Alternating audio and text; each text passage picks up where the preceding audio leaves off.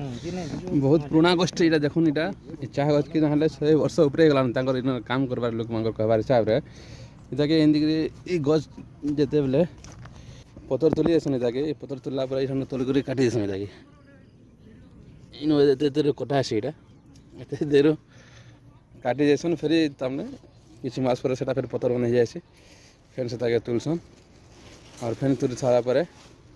फेर काटसन फेर पतर तुलसन फेर काटसन फेर पतर तुलसन एंती एंती करी इटा चलछि सेनो ए गछ पूरा मूलर उखड़ा नहीं हो इटा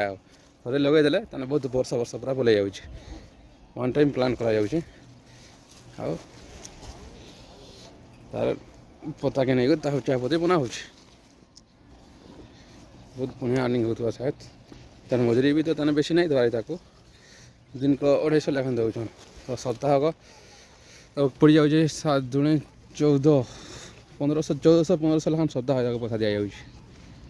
हेने जहाँ पते सेने जेन थिले जेन झियो आने से ताको बेहते मिलुछि जेंट्स माको बेहते मिलुछि देखुन ई भितरे गोटे मजा है एठान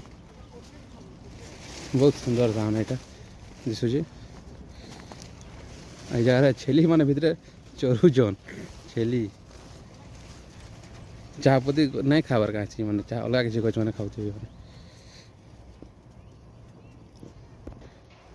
चलो चाय के बागान में कुछ वगैरह हो जाए सब स्टाफ बाहरी को ले लो मुझे प्लान पे